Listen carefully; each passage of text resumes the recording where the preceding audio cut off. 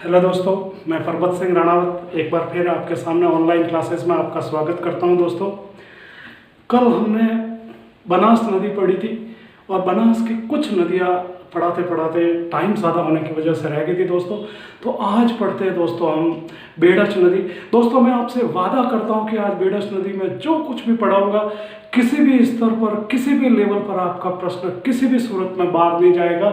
भले नदी हो, उस पर स्थल हो, उस पर घटने वाली तमाम चीज़ों को, घटना को लेकर दोस्तों मैं आपके सामने आ रहा हूँ। तो कल जो हमने पढ़ा था, बनास का उद्गम स्थल जो खमनोर की पहाड़ियों से होता है, राजसमंद जिले से और भोराट पठार से, इसके बाद 6 जिलों में जाते हुए चित्तौड़ के बाद में भीलवाड़ा के बाद में अजमेर के बाद में टोंक के बाद में सवाई माधोपुर और फिर सवाई माधोपुर में रामेश्वरम, पादरा गांव में रामेश्वरम मंदिर, खंडार तहसील सवाई माधोपुर में परशुराम की तपोस्फीति थी, वहां पर आकर दोस्तों ये गिर जाती है।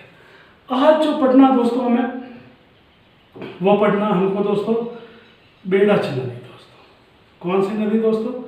बेडच नदी। दोस्तों, बेडच नदी जो निकलती है दोस्तों, ये गोगुंदा की पहाड़ियां है। गोगुंदा की पहाड़ियां दोस्तों, और ये है इसवाल की पहाड़ियां दोस्तों, यहां से निकलती है दोस्तों। और दो जल्दी निकलने के बाद यहाँ से ये दोनों नदी आके एक दो नालों के रूप में निकलती है और यहाँ पर आकर एक हो जाती है। और इस जगह पर जो इसका नाम है दोस्तों, वह हो जाता आयड़ नदी। हम इसको क्या कहेंगे दोस्तों? आयड़ नदी। थोड़ी सी आगे जाती है तो इस पर दो बहुत ही पर्यटक स्थल है, मदार व थूर, दो गांव है दोस्तों। और इन गांवों की पहाड़ पर एक बहुत अच्छा यहाँ पर झरना बनता है जो बहुत फेमस है दोस्तों, उदयपुर के लिए पर्यटन स्थल का भी काम करता है। तो याद रखना, मदार और थूर में एक जो पाल है और ये झरने की काम करती है। और यहाँ पर उदयपुर शहर के लोग बहुत ज़्यादा घूमने आते हैं दोस्तों, तो ध्यान रखना आप, मदार व थूर के झरने हैं। इसके बाद दोस्तों ये आगे बढ़ता है और ये फतेह सागर में गिरता है। किस में गिरता है दोस्तों? फतेह सागर में। फतेह सागर जो उदयपुर जिले के लिए पेयजल स्रोत के भी है, सौर ऊर्जा मंडल के लिए भी यहाँ पर केंद्र प्रसिद्ध है। बहुत अच्छा इसके चारों तरफ होटलें हैं दोस्तों और बहुत ज़्यादा पर्यटक स्थल इसी के कारण आते हैं। शाम को और यहाँ पर बहुत सुनहरा हो जाता है। इसके किनारे पर है जो पुंजा पीले हकीम कांसुरी है, चेतक के स्मारक भी बने हुए मोती डूंगरी पर। इसके पीछे अपने सहेलियों की वाड़ी भी स्थित है। तो फतेह सागर में पानी डालने के बाद दोस्तों ये आगे बढ़ती है, उदयपुर शहर के बीचों बीच से निकलती है। तब इसके बीच में यहाँ पर आती है दोस्तों आयड़ सभ्यता। क्या आती है दोस्तों? आयड़ सभ्यता। दोस्तों, ये आयड़ जो सभ्यता है दोस्तों, ये ताम्र नगरी है। कौन सी है? ताम्र नगरी। तांबे के लिए प्रसिद्ध है। अगर ताम्र जिले की बात करें हम, ताम्र जिला कौन सा है तो दोस्तों हो जाएगा झुंझुनू। अगर आपको ताम्र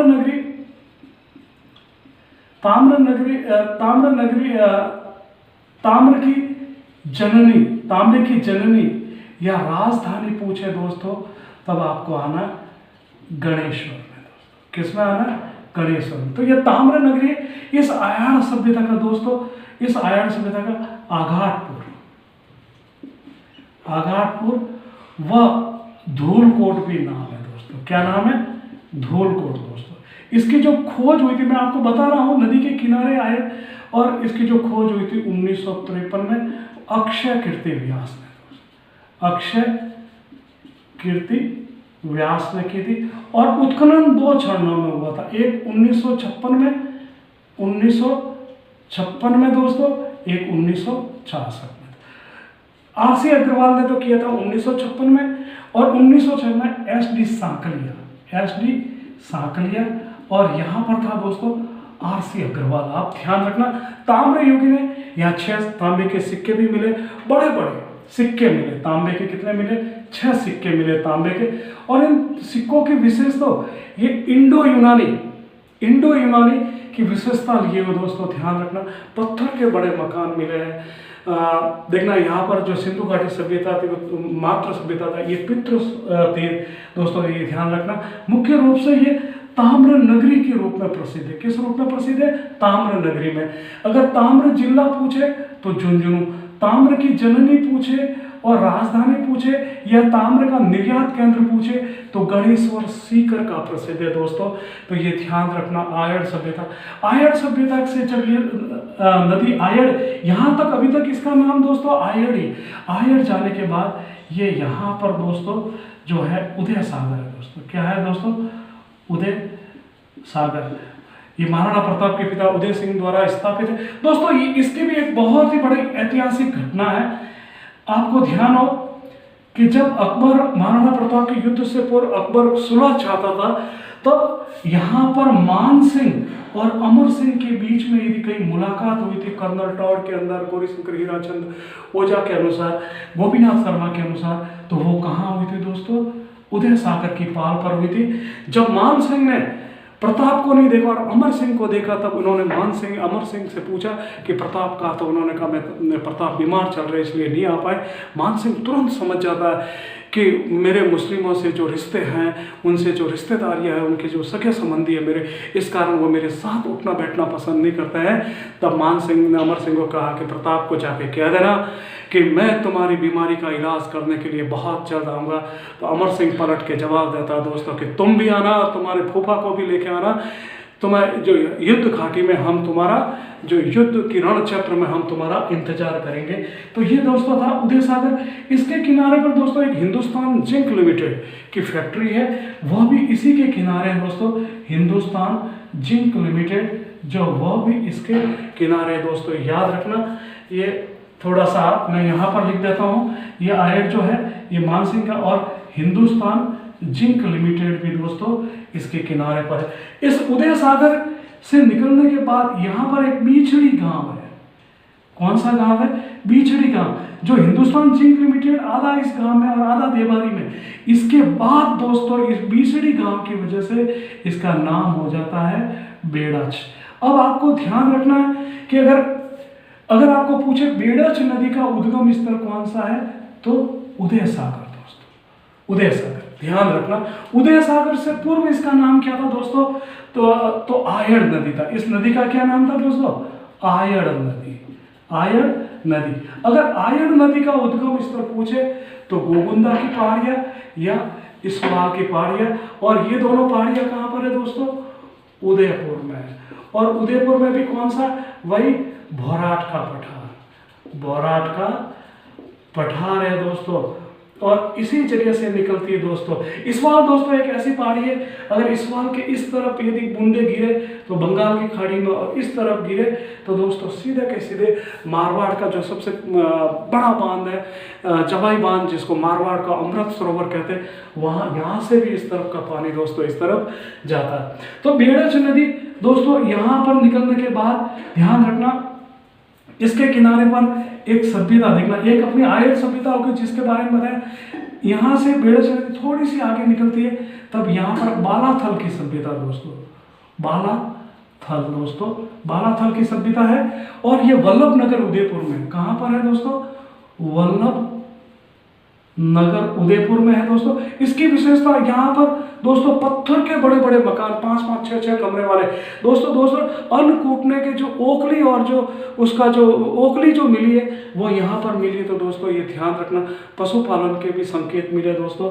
और ये सभ्यता का जो बालाथल सभ्यता वो भी किसके किनारे दोस्तों? बेड़च नदी के किनारे। यहाँ से निकलने के बाद दोस्तों ये चित्तौड़ में प्रवेश करते हैं। ध्यान रखना, बेड़च नदी दोस्तों 3 जिलों में प्रवेश करती है। सबसे पहले ये उदयपुर से निकलती है, उदयपुर के बाद में दोस्तों अब ये कहाँ, यहाँ पर से कहाँ प्रवेश कर रही है दोस्तों? चित्तौड़ में प्रवेश कर रही है। किस में प्रवेश कर रही है दोस्तों? चित्तौड़ में। चित्तौड़ में दोस्तों यहाँ से चित्तौड़ से निकलने वाली, चित्तौड़ में इसके अंदर देखना, यहाँ से मैं थोड़ा इसको गहरा कर देता हूँ, और यहाँ से ये चित्तौड़ में प्रवेश करती है दोस्तों। तो चित्तौड़ में प्रवेश करने के बाद इसमें 3 नदियाँ गिरती है दोस्तों। वो है दोस्तों गोजरी, गोजरी, वागरण और आरोई दोस्तों। ध्यान रखना दोस्तों, ये आरोई वाला प्रश्न पुलिस कांस्टेबल में पूछा कि आरोई परियोजना कहाँ है, तो ये चित्तौड़ में दोस्तों। ये तीनों नदियां कहाँ से आती है दोस्तों? चित्तौड़ से आती है। ध्यान रखना दोस्तों, चित्तौड़ से आती है और इसका इन तीनों का उद्गम स्थल भी चित्तौड़ ही दोस्तों। ये आप पूरा का पूरा ध्यान रखना दोस्तों। यहाँ से दोस्तों फिर इसमें ये आगे जैसे ही आगे बढ़ती है तो एक नदी एमपी से आती है जिसका नाम है दोस्तों गंभीरी नदी दोस्तों। ये एमपी के जवाजा से आती है। कहाँ से आती है? जवाजा। ये जवाजा नीमच में है दोस्तों। कहाँ पर है? नीमच में। और वहाँ से ये गंभीरी नदी आती है और यहाँ पर दोस्तों निम्बाहाड़ा में आकर, निम्बाहाड़ा चित्तौड़ में आकर मिल जाती है। कहाँ पर मिल जाती है? निम्बाहाड़ा उदयपुर। दोस्तों देखना ये गंभीरी नदी है, एक गंभीर नदी है दोस्तों। मैं बता देता हूँ जो करौली से आती है। और देखना गंभीर नदी कहाँ से आती है? गंभीर नदी ये करौली से आती है। कहाँ से आती है दोस्तों? करौली से आती है। और ये वही नदी है जहाँ पर राणा सांगा और इब्राहिम लोदी के बीच में खानवा का युद्ध लड़ा गया था। बाबर और इसके बीच में खानवा का युद्ध, इसी बाबर और राणा सांगा के बीच में मार्च 1527 में जो युद्ध लड़ा गया। और इसी की जो 5 सहायक नदियाँ भद्रा, अटा, मासी, बोरखेड़ा, जिसके किनारे पर मिट्टी का सबसे बड़ा पांचना बांध बना हुआ, पांचना बांध दोस्तों बना हुआ है करौली में। और ये मिट्टी का बना हुआ राजस्थान का सबसे बड़ा बांध है, इसको ध्यान रखना। ये गंभीर नदी है दोस्तों। और ये गंभीर नदी सीधी की सीधी यमुना में जाके गिरती है। हमारे राजस्थान की 3 नदियां दोस्तों, एक गंभीर और एक करौली से निकलने वाली पार्वती और एक बाणगंगा नदी। हालांकि बाणगंगा को आंतरिक नदी भी कहते हैं, लेकिन ये तीनों नदियां सीधी की सीधी यमुना में जाके गिरती है। तो दोस्तों ध्यान रखना ये गंभीर है और ये गंभीरी है और ये मिलती है दोस्तों। और ये आगे जाके दोस्तों जो गंभीरी और चित्तौड़, यहाँ पर दोस्तों एक मेसा का पठार बनाते हैं। कौन सा पठार दोस्तों? मेसा का पठार। और इसी मेसे के पठार पर अपना कौन सा है? चित्तौड़ का दुर्ग है दोस्तों। याद रखना दोस्तों, कौन सा दुर्ग है दोस्तों? चित्तौड़ का दुर्ग है दोस्तों। जो किस नदी, मेसा का पठार। आपको पूछा जाएगा, आपको यह भी पूछा जाएगा कि चित्तौड़ का दुर्ग किन नदियों के बीच में, तो याद रखना दोस्तों ये गंभीरी और ये मेसा नदी आगे जाके वापस मिल जाती है दोस्तों।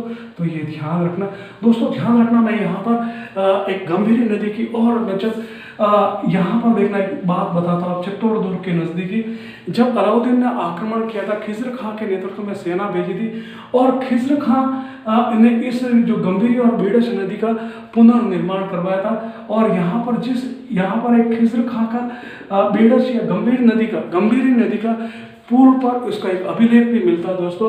और इस अभिलेख में लिखता है कि हमने किस प्रकार चित्तौड़ आक्रमण के लिए इस नदी पर पुल बनाया था। तो ध्यान रखना दोस्तों, यहाँ पर एक गंभीरी का जो अभिलेख मिलता है वो अलाउद्दीन खिलजी यानी खिज्र खां पुल नंबर 6 और 7, 8 पर उसमें लिखा है और उसके द्वारा निर्मित है दोस्तों। और चित्तौड़ दुर्ग में यहीं पर हमारी एक और सभ्यता है चित्तौड़ की, जिसे हम कहते हैं नगरी सभ्यता दोस्तों। क्या कहते हैं दोस्तों?